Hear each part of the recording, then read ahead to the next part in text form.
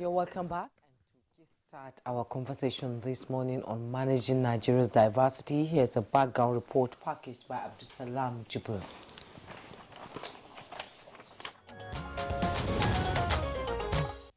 Tafawa Balewa, the first Prime Minister of Nigeria, once said, "We must recognize our diversity and peculiar conditions under which the different tribal communities live in this country."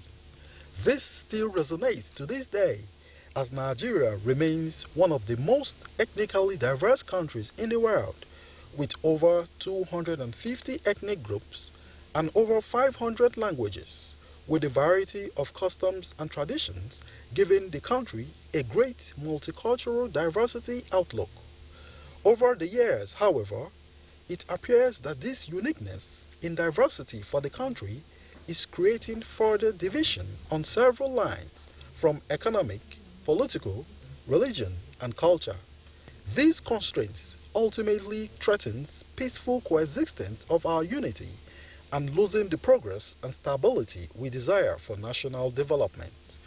On several occasions, the inability to harness and build on the country's diverse nature continues to fuel various conflicts, as there seems to be no end for lack of understanding and respect for divergent views, beliefs, and ways of life as seen of late across many communities in the nation. Experts maintain that Nigeria's fault lines are ethnic, religious, and cultural, and being able to properly manage these diversities will lead to economic growth and development of the country. Managing diversity and fault lines, they insist, remains an important task, failure of which makes upliftment near impossible. The big question to ask is, how can Nigerians strengthen their common ideals in order to foster unity in diversity?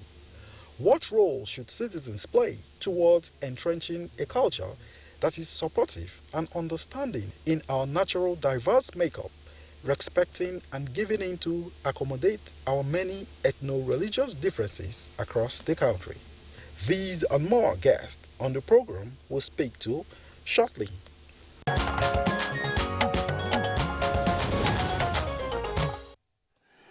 All right, thank you very much there for that backgrounder.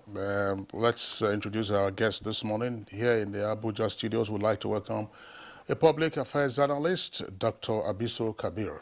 Dr. Kabir, delighted to have you this morning. Nice to meet you. Also joining us from our Ibadan Network Center, we would like to welcome Mrs. Dolakbo Dosumo. She retired as a director at the National Orientation Agency. Mrs. Dosumo, pleasure to welcome you to the conversation. Good morning, thank you. And also joining us via Zoom is Dr. Sunday Nduko Unoha, resource person, peace building and religious tolerance, and also a recipient, Global Peace Building, is joining us via Zoom. You're welcome to the program, Doctor. Thank you. Good morning, and God bless you. All right. Once again, our pleasure to have you join us on this conversation. As we said, while we were bantering to begin the program today, we did recall that last Thursday, of course, we had this conversation, and our guests were many, and they're also very forthright in their comments. So we're returning to the subject matter today, more particularly focusing on what we can do to maximize the benefits of our diversity in these very challenging times. But the point was made that the crisis that we are facing in different parts of the country in terms of insecurity and agitation, those crises arise from what our guests refer to as a mismanagement of our diversity. Beginning with our Ibadan Network Center, Mrs. Dolakbo Dosumo, let's have your take on this subject matter and what we can do in the current circumstances. Thank you very much. Well, for me, I would rather see our diversity as a gift from God. Because if you look at where we call Nigeria, what we call Nigeria, God has blessed us with so much potentials, And these potentials are located in different sectors of the country. So I just think that if we are able to use the gift, the potential, the strength of each community to complement the weakness of the others, then we can have a good country. But what I see is that with time, people begin to see this diversity from a very selfish angle. And what I see over the years is that a lot of agitations, a lot of comments, a lot of struggle are based or are coming from the background of personal gains. So if we are able to trust ourselves as a nation, if we are able to gather what we have together as a common country, I think the strength, the diversity should be a plus to us in Nigeria. Look at what is found in up north. In the olden days, we have pyramids of crops, of things like that. We have oil in the south. We have human capacity. We have natural capacity. And all these things are supposed to be harnessed together to give us a good country. So if we are able to, look at it from what do I have to contribute to the growth of this country? What do I have in my possession? What is in my area? What strength do we have? Is it human? Is it natural potential? Is it economic potential? If all of these are contributed together in a basket, I'm sure we'd have a very good country. But what happens is that people were looking away. When things were going the other way around, a lot of people do not care. And, government will talk. All we see is that when somebody is being deprived of their, of their own portion, so to say, there's a big cry. But holistically, a lot of people do not really care. Things has been going on till we get to this stage. We didn't just wake up one day and see that Nigeria is in this state. We have been, dragging this thing for a long time, and a lot of people are not complaining because it didn't concern them. Now the thing has come to a full-blown. So we have what we're looking at in Nigeria. So it is, there's still a way that we can get around this. If there's a will, there's a commitment to correct the errors, to remove the selfishness, to remove the corruption actually, and then we'll see how we can manage this diversity as a positive gift from God. Okay. Thank you so much, Mrs. Dalapo. We'll come back to you, Anthony. Thank you for your opening comment. Let's join Dr. Sunday Unoha. She described Nigeria as coming together all in a basket, and it's often known that if the basket leaks, it will sink. Do we still believe in this diversity? Do we still believe that it is our strength?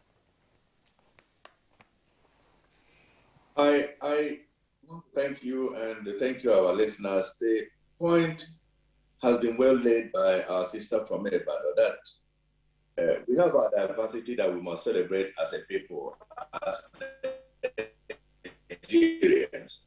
God has not made us in one language or in one ethnic group. We are many ethnic nationalities. That's who we are.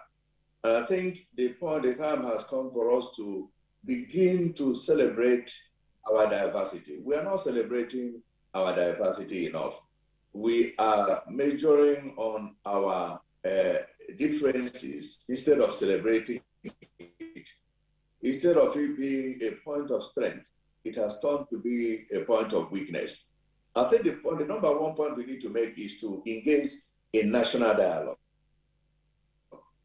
For us to think we cannot talk, or for us to think that there should be restrictions in talking, when people are crying and they say we are not happy, we cannot underestimate the pain they are going through. If somebody is crying, the person is crying, and we cannot say don't cry. Rather, we should know why the person is crying. In order to build very strong society, strong Nigeria, let's get back to the table of dialogue. 1967 war came because Nigerians and people in this part of the world refused to go back to the table of dialogue. There is nothing better than dialogue. No matter whatever the outcome may be, going back to the table to dialogue is better. And when we go to the table for dialogue, there must be fairness. There must be equity. Some people feel that there is no justice injustice in many parts of this country. Let there be justice. When once people feel that they are fairly treated, then there will be harmony. Everybody will feel like his feeling is completely respected. When we come to the table for dialogue, we must learn from our past mistakes and never, never, never repeat our past mistakes. And nobody should come to the table as an inferior person or superior person. We must all come to the table from all ethnic nationalities as a people who know that first and foremost, we are human before we become Yoruba, Igbo, Hausa, Ishikiri, or Fulani. We are first and foremost human beings, and our common humanity should bind us together as we engage ourselves in dialogue. My key point is that there should be a national dialogue, and we cannot underestimate the value it brings to the table. All right. Thank you very much, Dr. Sunday Onoha, for your opening comments. Let's also bring in now Dr. Abisu Kabir with us here in the Abuja studios. Dr. Kabir, what's your take on the existential challenge of harnessing our diversity ultimately for national development? Okay, thank you. I'm very grateful. The issue of diversity here, I had two of my colleagues are discussing. One is on the issue of dialogue, and the other is speaking about how the unity, how the diversity will be, how the potentiality of the diversity should be harnessed. What I learned here, currently we are facing a serious challenge in nowadays, because the diversity, in time of unity, has been hijacked by a kind of, I can say, politically, you get what I'm saying? Politically, it also doesn't hurt the country at will, because initially, when you look at the previous historical agitation and before the independence, and currently nowadays here, the issue here, because of the multi-ethnic and religion, that we are previously united by one goal as a united Nigeria. Now, the issue is at stake now, because people have now completely, the issue of trust has been no longer there, because now, initially, previously, we can, an Hausa can trust an Igbo can trust Yoruba, and then they form and focus on one goal of united Nigeria. But nowadays, there are some kind of manipulation. There's kind of, you understand, there's kind of system which that kind of diversity, that kind of a unity is no longer there. We need to come back on deck. Why?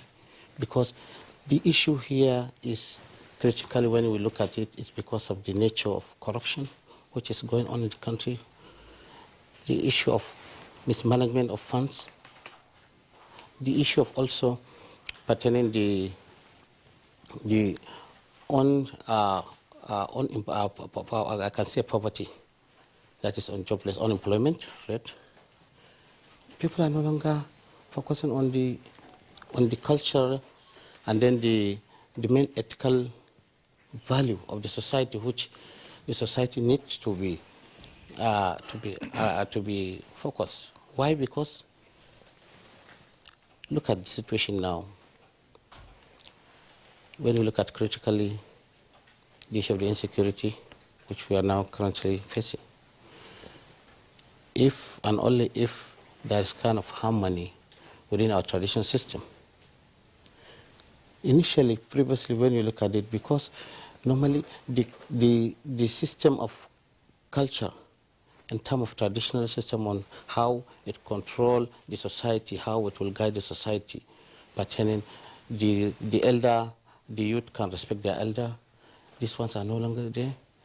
The community, the community leader, when there is need for a kind of agitation in terms of development, now the community, the traditionalists are no longer being involved in this kind of decision making. So this kind of things has gradually affected the diversity in terms of our managing our country, Nigeria here, because the involvement of traditional rulers, the involvement of in terms of even the governmental, within the state government and then the federal government too. Because there are no kind of cohesion. The policy which can tackle the insecurity toward the diversity is no longer there. The governor, one governor can say he has his own policy in terms of the security. The other one will have another different direction. These are things which we need to harmonize. We need to come together and focus on combating on a strategy whereby we can achieve oneness goal in terms of managing the diversity. Because it is a very serious challenge which we are facing nowadays. Okay, well, thank you, Dr. Kabir. I want to return to Dr. Sunday Onoha, who is with us via Zoom.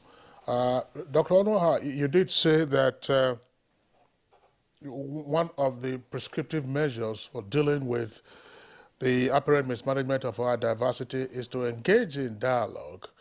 And some persons, of course, argue that what we are having now are monologues with claims of either marginalization or inadequate access or inadequate compensation coming from different parts of the country. So I was just wondering, what would be your response to those who also say that our challenge in Nigeria is not so much about dialoguing, but about getting into positive action to redress perceived injustices or lack of fairness and equity? Well, thank you very much. To a large extent, I agree with the comment you just made. In this country, we had Abuja panel. What did we do with Abuja panel?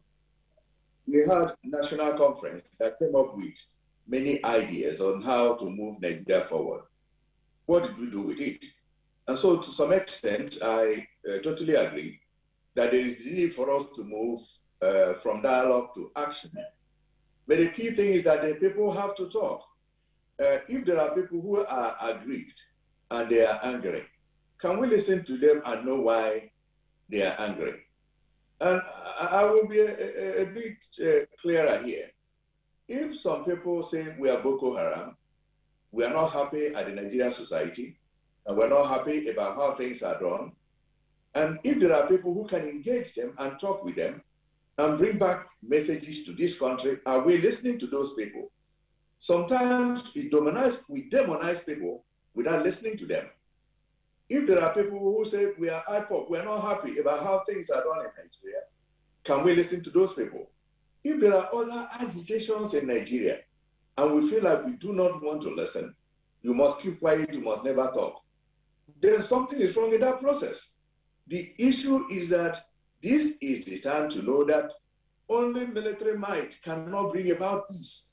Dialogue is the key. We must come to the table to talk. If I'm not happy and you are not happy,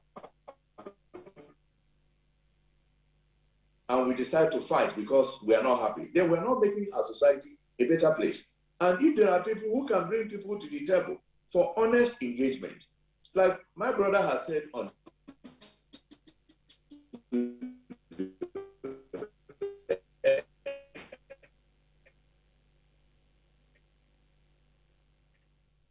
there has to be trust and honesty. Trust and have confidence in you that you're an honest society. Definitely, you have to go beyond just talking, but also action. Recently, there was NSAS all over the country. Many people came out, young people came out and demonstrated, talking about brutality. And I want to ask questions. Some of the issues raised on the NSAS protest, how much and how far have we addressed it? And one of them is the welfare of the police. Have we treated our men in uniform fairly, that we can say that they are excited to protect us? How much have we taken care of our people that are protecting our lives? Their lives are being threatened, that are protecting us. Have we taken care of them? And so I am saying that the issues that are being raised at the national discourse, we must be ready and willing to change and take action as a people. That is the point that I'm making, sir. Dr. Sunday, thank you. Mrs. Dalapo, he has raised some pertinent questions there, and Dr. Abiso has said that there is a depreciation in our value system and our ethics. can we begin to look at the root cause of these agitations that is happening across the country? Those people who are agitating for these things, do they have a sense of history of Nigeria and the civil war and how we got to where we are today? Our value system, indeed, in discourse across the country, people have been saying that we've lost it. Have we really done that? Thank you, my dear sister. I agree 100% because I worked as an orientation officer for 32 years. And what we find over the years is that this country, we have lost our core values completely. And that is a very basic and germane thing that is affecting the way we look at issues, the way people react to things. Let me quickly say that, yes, I agree. Let there be dialogue, let there be communication, let there be, civil engagement. But what I find that is most essential is that, first of all, as Nigerians, we have to decide to take up our social responsibility. We have to have our priorities right. What actually do we want? The so-called leaders, the so-called people that, speak for us as a community, are they really speaking for us? Are they speaking in the interest of the people? Are they really fighting for the people, or they're fighting for themselves? Let me give you an instance. Government set up committees to say, okay, let's review our constitution, let's review our economic applications, and we find out that each group, each ethnic, each sect will say, okay, I want 100 local governments. This one will come, I want 120 local government. This one, so it becomes an avenue of negotiating, not really minding what actually is the demand, what actually is what is necessary for this sector. So when we want to come together to talk, we should be sincere. Let us see what is on ground. How do we manage this? And let me tell you, when there is injustice, so much injustice in the land, there will not be peace. If everybody is feeling cheated, there will be agitation to rectify the injustice. So the government, the leaders, the people must be seen to be fair to all. We have this social responsibility that we must be sincere to our nation. Now we are at a very, very delicate position in this country. Let us see, how do we rectify this? What is my own role, individual role? What do I have to contribute to rectify this? And what I think is that, first of all, this diversity is in the mind that I am a Nigerian. This is my culture. This is my culture. This is my belief. This is my practice. This is my orientation. How do I make it acceptable to others without necessarily imposing it on others? He talks of religion. Why do you have to impose religion on somebody else and even take somebody else's life because he refused to do your religion? So you see that it's more of taking individual social responsibility, that, oh, we have to stop this. We have to stop cheating people. We have to stop, taking people's rights. We have to stop embezzling what belongs to everyone. We have to be fair to the people. We have to be open to people. And of course, all these agitations are coming because a lot of bad examples are out there. When a young man sees an older man, displaying wealth in a way that, has no foundation, this affluence that can negatively affect the purview of a young man growing, then something is wrong. So in that realm, our leaders must make sure that they also, they see themselves as a mentor, what the young ones coming can emulate. Not that they will see it and see that, oh, this man is cheating me, so I have to take my rights by force. That is one of the things that is leading to all this confrontation, all this, resistance. People people are resisting to governance now. They're resisting the system because they observe, they see that, I think I'm being cheated. I want to take my right back. I think I'm not getting a fair share. I think I need to prove a point. And all these are leading to, you know, breaching of our peace, bit by bit, bit by bit. And before we know it, the whole thing is becoming very, very delicate that we cannot manage this diversity again. So I humbly suggest that we reach out to people by community and see how we can together sit round, not government and people all the time. People in the community should first of all see that there's sincerity in this conversation, that let's have a rethink, let's have a change of mind. The people that are the IPOB and all these sectoral things, for me, I do not see any sincerity in it. If you look at the leadership, look at what they have on ground, it is still on, you know, selfish that, okay, it's for us, it is our own, it's our section. It does not preach the togetherness that we're talking about. So let's go down to the community level.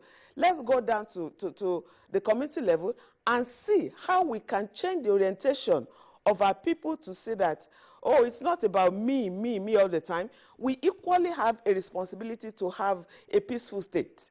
It is not something we can take by force. We can also lead by example. We can believe in one country and then work towards it. That is my take. Of course, we know that the corruption has a lot to do with this, but then we cannot keep talking about this corruption without saying that people should have a change of mind. Okay, thank you, Dolapo Dosumu. I would like to stay with you still. And yes, in a sense, you've touched on some of the aspects in terms of prescription of what needs to be done. But I would like you to put it in a capsule form, if you like, against the background of your experience in the National Orientation Agency, well over 3 decades. What is your reading of the national mood? And therefore, how should that influence what remedial action we need to take at this time? Thank you. For now, I would say that we could see panic in the country. Everybody is anxious. Everybody is afraid. Everybody is suspicious of each other. And it has to do with what we see around because of the news that we hear, because of events that we see, because of what people go through. So people are panicky, so to say. And this, if I must say, the government has a responsibility to bring down this pressure and tension. And how do they do that? To motivate our security system to be up and doing. Because for now, we see a lot of loss of morale, and because, to be sincere, they are equally under siege. The panic situation is getting to them. So the government has to take the bull by the horn and make sure that this tension of suspicion, of danger, of panic should be brought down. A lot of people, I've seen a lot of people that they're even afraid to go out in the broad daylight, even to where people are, social gatherings. People are afraid now. And it's not good for the fabric of this nation. We don't need that. And it's not as bad as that. So let government come out to say something. Let them talk to us. Let them engage us. Let them reassure us that they are in charge. And it's not a matter of just talking. It's a matter of seeing what is being done. Like I was listening to this program earlier, and I saw that, somebody was commenting on the action of a particular governor that decided to do something about the families of those that were, murdered during the course of their duty. That's the kind of thing that we're talking about. The motivation for the security.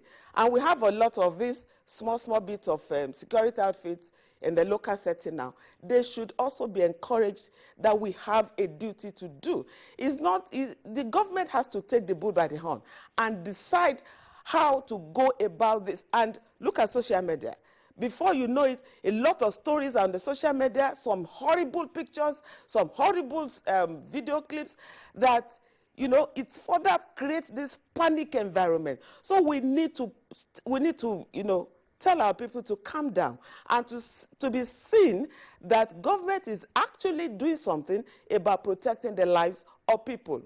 That is what I think is most urgent now. And then,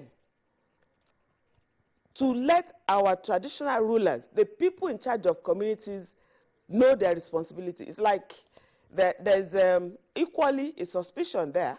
There's equally lack of trust that in one way or the other, they have mortgaged their authority, they have, you know, connived with foreigners to sell out the security of their environment. So we need to rebuild all this confidence by, you know, getting to them, making them, you know, to make a commitment and to be seen to be doing the commitment.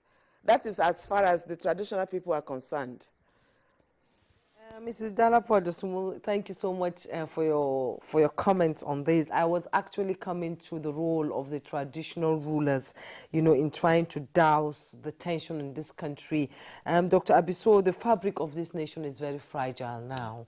And, you know, in the olden days, we believed that the traditional institution played a very big role in trying to control and manage, you know, our diversity. But does it still have the cloud it used to have before independence? Thank you very much.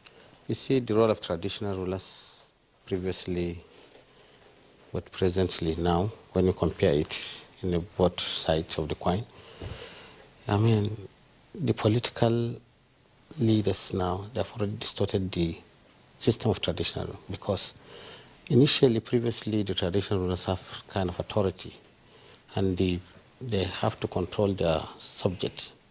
But nowadays, because of the political system, which they have already looted the system of traditional rulers, now the traditional rulers doesn't have much to say to their subject. Why? Because now a traditional ruler cannot be able to stand firm to submit this to access community and to tell them these are the things that we need to do. And saying this thing may be politically, some of the political group may not like this kind of things. But initially, previously, when you look at the traditional rulers, traditional system, you see that they have absolute control, they have absolute respect. Because now, the traditional rulers, the traditional system now that we can see an emirate can be split into 4, 5, 6. And then you will see that those that are leaders that are traditional leaders that are not supposed to be there because of the political manipulation. It has already been occupied. And now the community are no longer respecting the system now. That is the major issue. So the second issue is how can we revive the traditional system? Because it's the only source. The traditional ones are the eyes, they know whom, because they have a system, you know, assuming an emir, we have a district head, we have a ward head, we have a village head. These are all hierarchies. And, you know, the society that's been guided, you know, initially in a ward or in a village, if someone misbehaves or if someone has a different attitude, the villager will know who are those, which household is he belonging, and then they can report to ward head or to district head. These are kind of system which we are supposed to follow to control all this kind of insecurity, to control all this kind of what they call it. Our madam was saying about the social media. You see, someone will just take an old video, previous video, and then will just post it. Maybe from Congo at times. Imagine, and then when they send it, you see it creates an alarm. Previously, I saw one video from, I don't know, from other media, which is the very reportable media, and this video is previously, and even the reporter was no longer there in the media. And then they will just be sending it, and like currently this is what is happening. This kind of social media, we need to have a kind of a discipline. We have to have a control mechanism to make sure that any information that is going out must be kind of clearly been identified through all this kind of system. So I believe what I will say in terms of managing this diversity is we have to institutionalize the traditional system, which we have to go back to the drawing board. Why? Because all these communities, because they are no longer, nobody's afraid with their leaders. Politically, everybody was so rosily, everybody has kind of freedom that nobody is guiding him, there's no any control mechanism on even an individual or a society. So the issue of value, belief, and then the what do you call it, the norms previously in every society has to be revived. Okay. Dr. Abiso, thank you very much for your points. Of course, amplifying what Mrs. Dolakbo Dosumo had said. I want to pose the same question to Dr. Onwoha. In a sense, in light of what has been playing out, the government of Niger State has already engaged the Emirate councils. I think there are 8 of them or so, in prayer sessions for much improved security in that state. That is one level of engagement. But Dr. Onwoha, well, the point has been emphasized by the other 2 guests as to the erosion of traditional authority. And yet we know that there are no communities without culture, and our traditional institutions are ordinarily custodians of our culture. I doubt if there is any culture that espouses violence and the kind of brigandage that we are seeing in different parts of the country. I'm also aware, and I'm sure you are aware of this, that the argument has been made frequently, almost ad nauseum, that, oh, traditional rulers they need a constitutional role to enable them function much more effectively.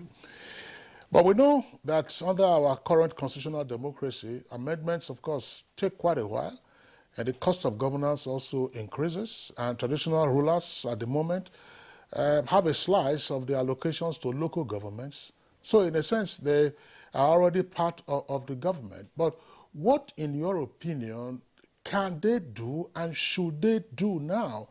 Because if you were to tick off the principal words that Dolakbo used in describing the current state of the country, panic, suspicion, fear, and danger. So what is it that they can do? I doubt if the traditional institutions are immune from all of this. If all hell were to break loose, would there be some immunity to traditional authorities or even their domains? In instances where we do know that some traditional rulers have either been kidnapped or, as we saw in the Northeast, some of them have been driven out of their domain and in some cases killed. Thank you. Number one, we need to accept the fact that what we used to have as traditional institutions probably are no longer what it is now. Those days, when it is said that the king has spoken, everybody will want to listen because the king has spoken. Because the king knows everybody in his domain. And the communities we meet make decisions and announcements are made through the traditional rulers, who himself is the custodian of the institution, the custodian of culture, the custodian of history, who has the respect of his people and also represents their ancestors, as it were. And that is what it used to be. And those days, you wouldn't say they were constitutional, completely constitutional authorities, but they had authority, which is the most important authority, from the people. Even if you decide amend your constitution 100 times, power is given to a people by his people. Any authority or power any person has that does not emanate from the people is ephemeral. Now, you have a situation whereby people live in a community. You don't know who is living in the community. Visitors come and go. Nobody knows who comes in and goes out. So how can and what do you expect a traditional ruler to do?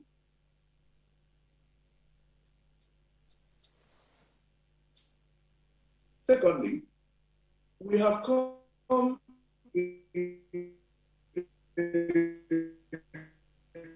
our country where, unfortunately, nobody's a traditional ruler eroded and demystified the dignified offices of our traditional rulers. And so if we want our traditional rulers to function effectively, we must honor and respect those institutions. I know very well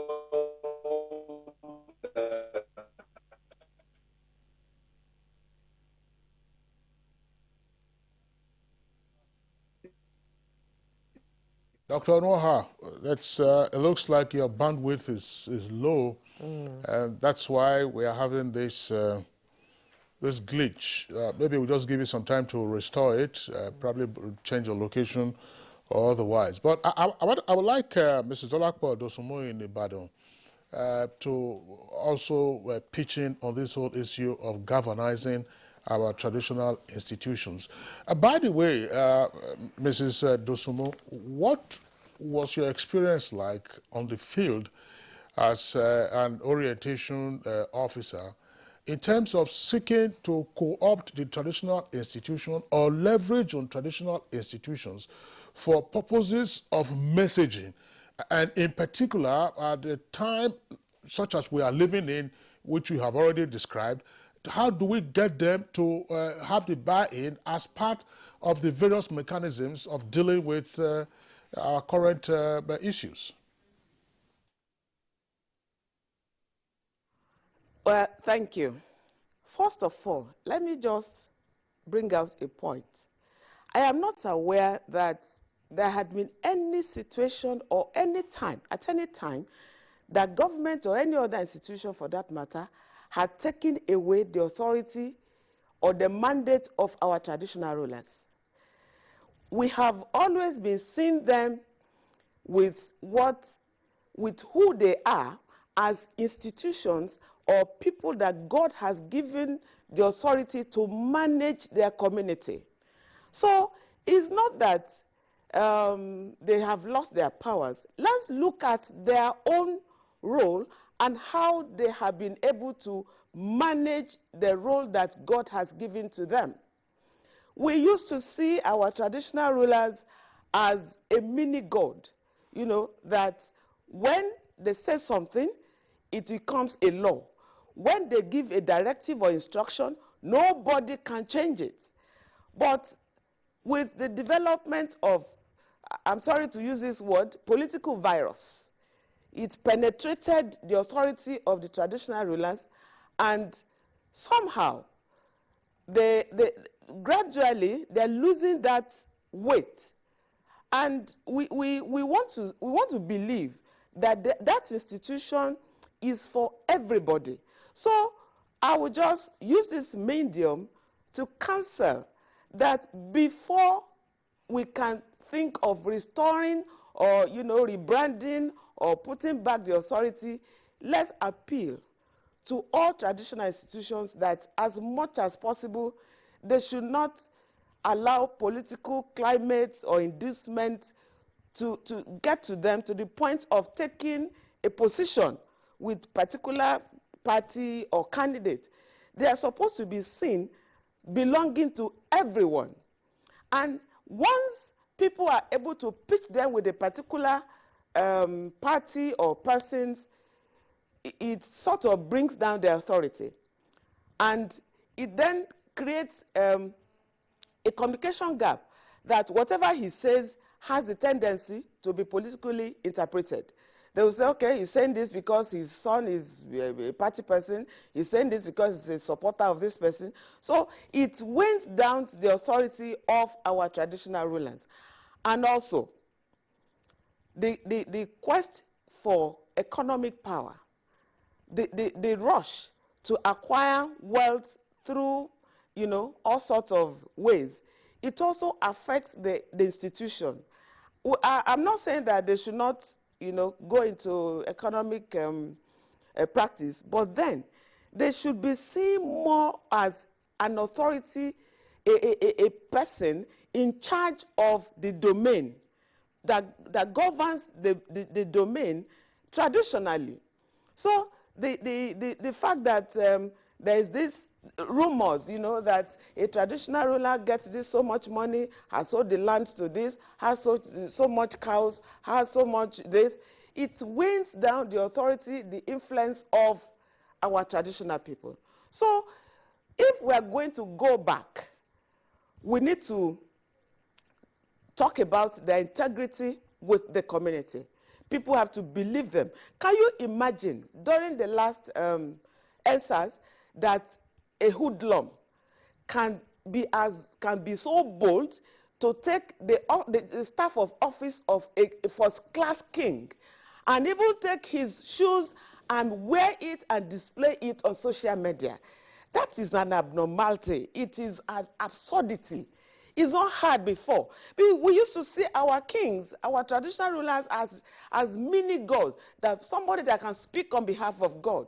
So somebody, one hoodlum somewhere, will just go and take the sandals, take the staff of office, and then displaying it on social media. So we're thinking, we're talking, we're advocating that the respect of those days, we see them and, there's something that creates fear in you. That's when they speak and people will listen. So the authorities the traditional authorities have to do some kind of adjustment, some kind of, realignment, some kind of a change of the brand. We have to do something about that. And from my experience at the community level, during my days of service, I know that people want to listen to our traditional rulers. They want to believe them. They want to listen to them. But you will agree with me that in communication, the source of that information has to be credible. If people do not see that information coming from a credible source, there's likely to rebuff the information. So if you're asking that somebody should speak as an authority, and already the integrity of that authority is being questioned, there's an anomaly there. So the communication will not flow. But we still have this traditional thing, the custom that, they are our rulers, they are our leaders. We see them as our fathers. So in our tradition, we still want to listen to our fathers. We still want to listen to our rulers, but something has to be done about the source of that information. So when we go to the field and we see that, this particular institution is controversial, you want to run away from that. If not, you have a problem on your hand. So let's just get it right from the background of where that authority is coming from. Then you can be able to speak with the people, they will follow you. And of course, that the communication, they have to believe you. So if a traditional person is talking and there's no belief, there will be a miscommunication. The communication will not flow. So we have to do something about the source of that information. So let's appeal to our traditional rulers that we have to return to the days of God-given mandates and really operate it as it has been in those days. I'm sure we'll still get there. We'll still get there. And I believe that if things are normalized, they could take charge of the communities for us. Do you know that in those days, we have some people that are supposed to be, spies for the king? Even if the people of the community do not see it as a sense of responsibility to inform the king of, entrance of some foreigners or something is happening. Kings, they do have some spies that will quickly alert the king. That I saw these people, I saw this, I saw this, I saw this. They work for the king. They are the ears and the nose, the ears and eyes of the king. So those kind of things are what we're talking about. And even when people see those ones, they know that, this is a symbol of the king, and everybody will just take caution. So let's see if we can return back to the platform of those days. And I'm sure that the situation that which we are now, we will get around this. Imagine, in your state, they are taking the wife of a king. They kidnapped the wife of a king. They even kidnapped king. So what are we talking about? So let's rebrand that institution and see how we can utilize it to manage the situation that we are. Thank you. All right, thanks a lot, Mrs. Dolapo Dosumu. Very important points that you have raised there. In particular, before we bring in again Dr. Onuoha, I think that you're restating the fact that the authority of traditional rulers wasn't ever taken away. I mean, one can always have reference to the respective chieftaincy laws in the different states, which is those laws are the foundation for the existence of traditional institutions where they are all listed, their level of seniority and all of that. So that's a very useful point that you made. Plus, of course, the examples that you have cited of recent acts of sacrilege, the kidnapping of a king's wife, the kidnapping of a king, and the invasion and desecration of the palace of a first-class chief, where the hooligans also took a dip in a swimming pool and were waving their legs in the water. Well, let's go back to Dr. Onuoha so that he can wrap up the points that he was making before we lost him via Zoom. Dr. Onuoha, you were talking about still what the traditional authorities can do. I mean, let's be more practical about this. We are practical already, but more practical. We can see different parts of the country, say in the southeast. Every day there are reports of attacks on policemen and other law enforcement officers who are being killed. Arson is just going on unabated. Now they have added INEC offices which are also being burnt down. Young men and apparently women are angry. What can the elders, the traditional authorities, also do? As we also find in different parts of the country where, for instance, bandits are on the loose. What can they do in those circumstances to seek to pour cold water on the raging fires? Well, thank you. There is fear, there is anger, there is frustration in the land. And you just made mention of what should the traditional rulers, especially at this time in the Southeast, do. The question becomes, who are those committing this crime in the Southeast? What is happening right now in the Southeast is what has never happened before. The kind of extremism that is going on looks very foreign. And that is not the spirit of Southeastern people. I can't imagine an average Igbo young man or man coming to destroy what they have labored to build. And if you recall, from the time of the Civil War, Igbo people have helped to build their communities and the society. You hardly can see an Igbo son or daughter who has labored and worked so hard will engage himself or herself in destruction of public property. The traditional rulers in the Southeast are raising questions. This kind of extremism going on, are they really originating from the Southeast, or are they foreign mercenaries coming from outside to destabilize the Southeast community? There is not a consensus from the Southeast that what is happening has been imported into the region. And the community leaders are asking questions within the communities, and they can't find such young boys and girls in their communities that can do such a thing. So it is a time for us not to talk about what the traditional rulers only can do.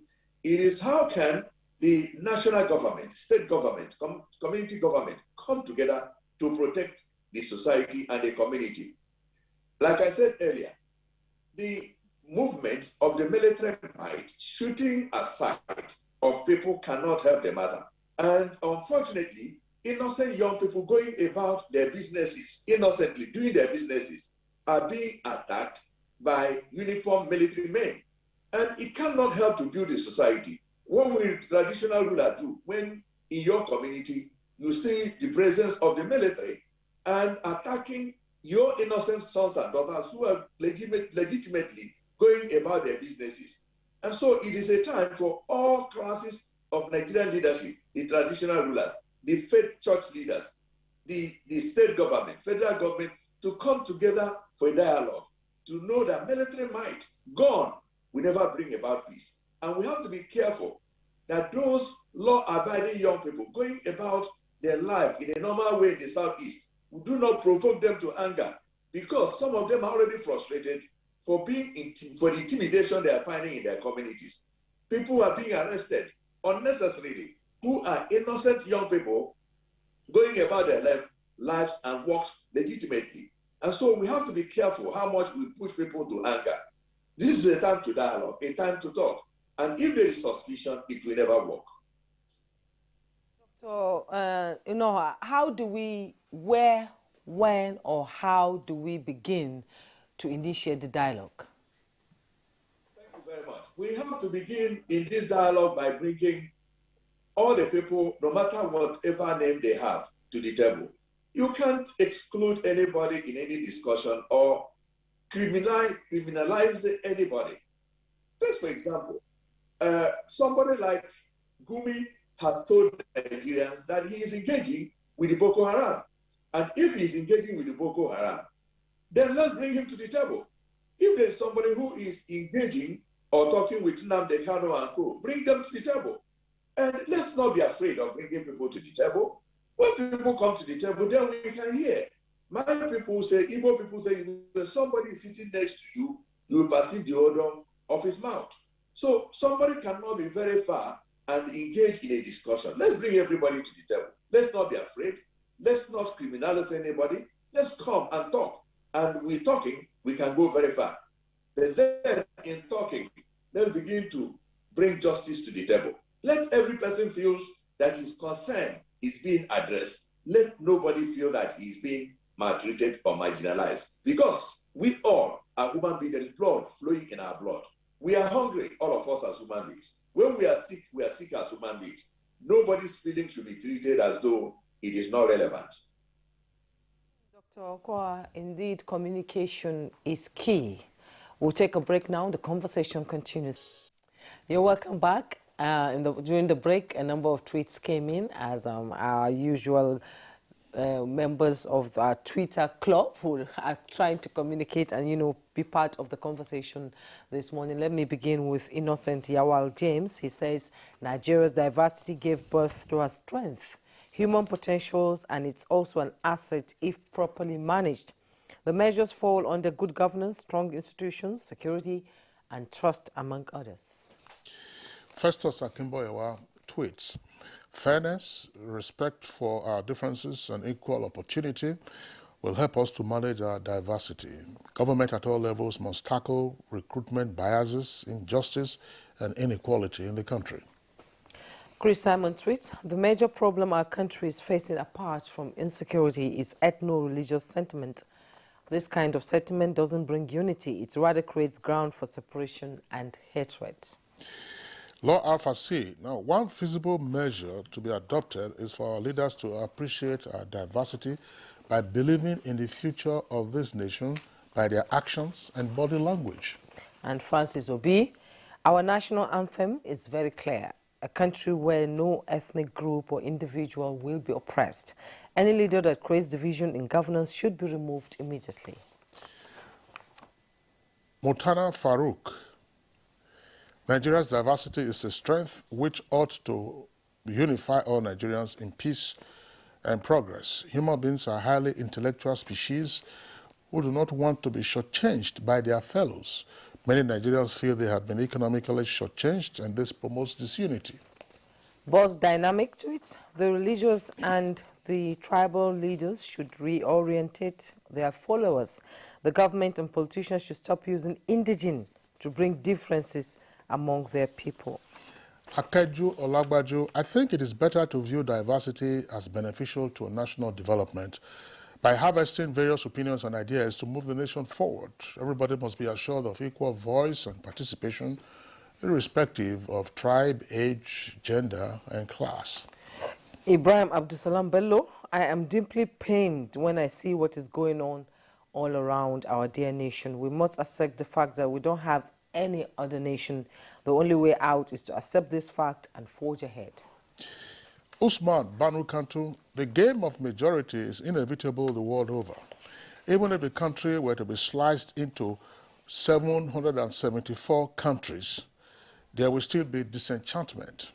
As Obasanjo rightly said, the existence of Nigeria is an immunity for the perceived minority tribes. The U.S. has 50 states and it's peaceful. Why not Nigeria? Yes, U.S. has 50 states, but they don't have more than 200 or 500 tribes. That's right. Yes, that is what makes Nigeria unique. Dr. Abiso, I'll be coming to you now. We're running out of time. Okay. How can we begin to manage this diversity in this country? We have, like the tweet says, we have no other place, we have no other nation but this nation. Whether we like it or not, Exactly. it is our nation. Well, to manage this diversity, as I've already said, for us is to go back on board, to look at the nature of our youth. How can we employ our youth? How can we give them jobs? That's one thing. How can we fund the security personnel? How can we train them with the new modern way? In terms of funding, in terms of when you look at the insecurity, even the manpower itself for the security is inadequate. So we need to increase, because the population is growing, and then the number of the personnel for security is a little bit not going up appropriately. So we need to increase the manpower, and then the funding, and then the technology. We have to look at the new, because of this kind of society, everything is going new, technology, so we have to adopt a strategy to combat this kind of insecurity. Then the third issue is, how can we engage in small and medium-scale industries, so that when you expand, when you fund these small and medium-scale industries, there are ways that it can be able to take up all the kind of manufacturing issues, and then employment, and then adding value to our Nigeria made in Nigerian goods, and in terms of exporting it too. These are things, when we engage youth in idle, those, as you rightly say, someone will just lie down in his bed and then creating unnecessary thing, panic, sending some messages to social media, which is creating confusion. These things, with this idleness, when we engage this kind of youth, I think they will be focused on their job. So these are things. And then the third issue, as we are talking about the traditional rulers. The traditional rulers, we have to, whether we like it or not, when you look at they are not even they don't have even security for their self. Someone can just burst into the palace and take whatsoever the case. Why? Because they are not being protected. How can we protect? Like they are protecting the chairman of the local government, and then even the governors. They need to be protected. They need to have kind of security to get them equipped, so that at least this kind of things will be respected. All right, Dr. Abiso, thank you very much. Let's go over to Ibadan and get what should be the closing thoughts of Dolakbo Dosunmu. But I'm going to pose a question to you, because one of the suggestions that emerged from our conversation last week, just as we are having many suggestions that you guests have made today, is the need to drive positive sentiments amongst Nigerians against the background of the prevailing national mood.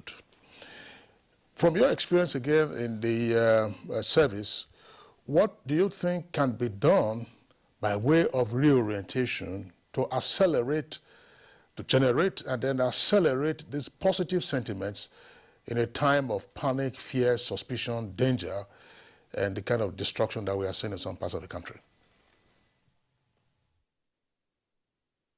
Thank you very much. Number one, what I would suggest is that the gap between the government and its people should not be a ditch, meaning that between the government and its people, there has to be a link whereby it is not what government is not doing alone that will be heard. Let the people know what government is doing, what success, what achievement each sector of government has been able to achieve. In that, it will make the people appreciate more the efforts of government. For instance, very recently, I've been seeing a new development in the army, wherein if there's any success on the battlefield, it's been publicized and people are aware. And a lot of people comment on such stories. You know, if only to say, oh, well done. If only to say, kudos, more of it. At least they would know that something is happening and that we are making progress. It's not all about negative stories of losses and defeats. That's number one. Then number two, honestly, let there be fairness. When people feel cheated, there is a tendency to enlarge or to I don't know, I'm looking for a word, to, magnify a little systemic error. If people are disenchanted, if people are, disappointed, they feel cheated, there's this tendency to want to, magnify a little error. So let there be fairness. Let there be equal treatment to every Nigerian across board. Then, I would also advocate that these youths, there are so many of them now. There are too many. There has to be a way of engaging them, because that is where they are readily available for any, evil-minded person to utilize them. So it is recommended that if somehow they are being engaged, if only to even, talk about what government is doing, look on government infrastructures, somehow let them feel that they are part of this government. Let them feel that they are citizens of this government. It's not that, the way they feel neglected, they feel cheated, they feel that they don't have any future in Nigeria. So it makes them, the bitterness is there. So let there be, a little advances to make sure that they are still good people of this country, and they believe in this country, and they will still want to have their hope in this country. And also, Mrs. Dalapo Dosmo, thank you so much for your contribution on this program today. It has been quite enlightening. Director, Retired National Orientation Agency, thank you so much for coming on Good Morning Nigeria. Dr. Abiso Kabir, Public Analyst, Affairs Analyst, it's been a pleasure having your output, your input to the conversation today. Thank you for coming. Dr. Sunday Ndoko Unoha, Resource Person, Peace Building and Religious Tolerance, and also recipient Global Peace Building, who joined us via Zoom. Thank you so much, sir, for your contribution. It's been an interesting conversation we've had today. And that's Good Morning Nigeria for today. Join us again tomorrow for another edition.